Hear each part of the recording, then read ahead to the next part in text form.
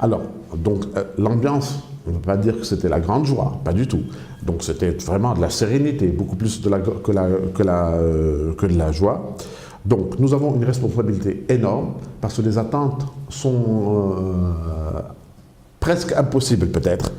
Et les anciens, que je salue, tous d'ailleurs sans exception, ont vu qu'il y a une nouvelle équipe jeune, relativement jeune, qui arrive avec des propositions concrètes et qui est déjà au travail.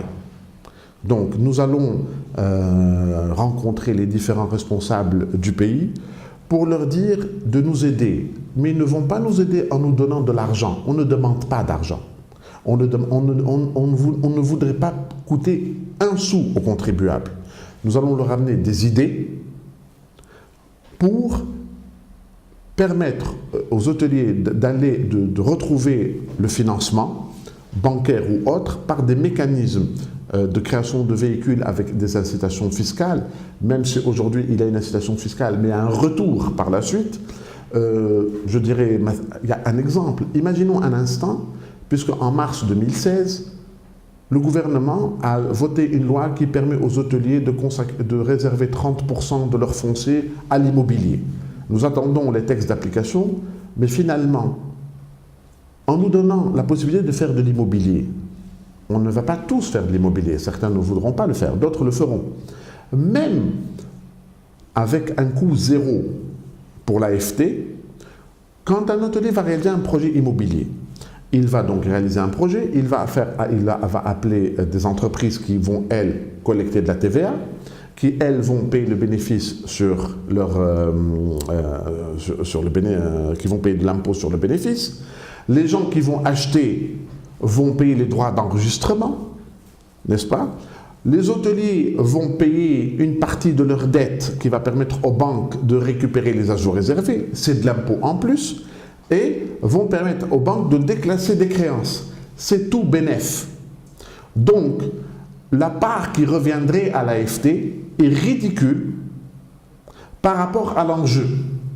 Donc, j'appelle les autorités à raisonner macro et ne cherchons pas à raisonner micro l'intérêt de l'AFT. C'est peanuts pour elle et pour l'État, alors que c'est bloquant pour l'ensemble des hôteliers. Vous voyez un peu? Par exemple, la prise en charge des cotisations patronales. À la suite des événements tragiques donc de Sousse, le gouvernement a décidé de prendre en charge les cotisations patronales 2015, deuxième semestre 2015, année 2016, avec des conditions. Ces conditions ne sont pas possibles, ne sont pas réalisables, puisque seulement 40 unités sur presque 600, bon ce n'est pas 600 qui ont demandé, mais disons presque 200 ont demandé, ont eu satisfaction. À quoi ça sert de me donner cette prise en charge si par ailleurs on met des conditions impossibles à réaliser? Donc il faut être responsable. C'est le seul effort qu'on demande au gouvernement.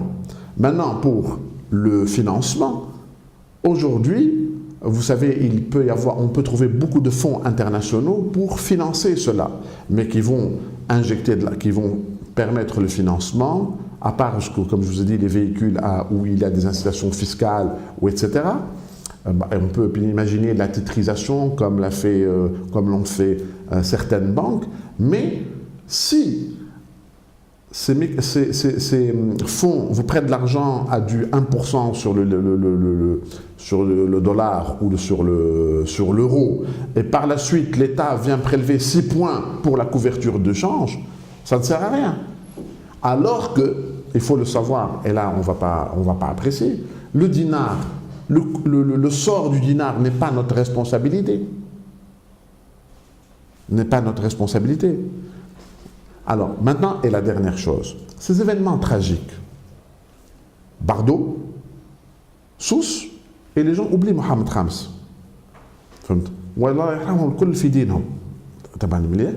Ces événements tragiques, c'est la responsabilité de personne. On est d'accord. Mais c'est la responsabilité exclusive de l'État pour gérer l'après-problème.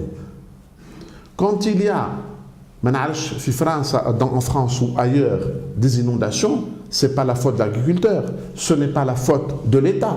Mais l'agriculteur, s'il ne trouve pas de soutien, il est ruiné, il n'y a plus d'agriculture. Donc nous, on ne dit pas que c'est la responsabilité de l'État ce qui s'est passé, pas du tout.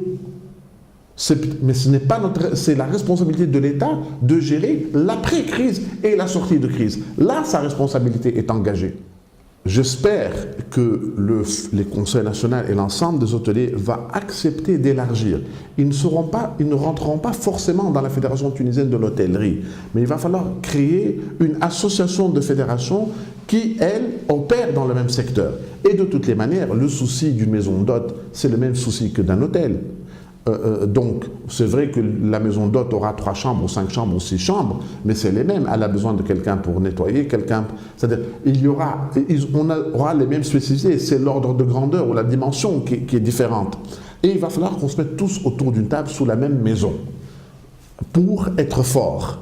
Non pas pour être fort pour menacer qui que ce soit, pas du tout, mais pour être une vraie force de proposition, pour montrer que notre secteur, notre industrie, est une industrie des plus importantes du pays. Donc c'est pour ça qu'il va falloir, rassembler tout le monde, fédérer le maximum. Ce n'est pas du populisme, je ne fais pas de politique de toutes les manières, mais il va falloir, j'ai entendu par exemple que quelqu'un à Sidi Bouzid a une maison d'hôte et hop, et on vient, je ne sais pas qui, Exedzel ou autre, où est la licence, où est je ne sais pas trop quoi. Non, tout ça doit être aboli. Donc, et pour être aboli, il faut qu'on puisse défendre le souci du plus petit au plus grand hôtelier du nord au sud. Voilà notre objectif, c'est de fédérer le maximum dans l'hôtellerie, dans la restauration, dans les agents de voyage, parce que finalement, un client, un touriste ou autre, alors il y a ceux qui arrivent en voiture, mais il y a ceux qui arrivent par les aéroports. Donc la prise en charge commence à l'aéroport et elle finit à l'aéroport. Donc tous ces éléments, tous ces corps de métier doivent être rassemblés dans la même maison. Chacun gardera son indépendance, mais on gérera comme la communauté économique européenne, et on peut même imaginer une présidence tournante. On met un conseil ensemble, tournant. On reste indépendant, mais unis. Et ça peut s'envisager aujourd'hui.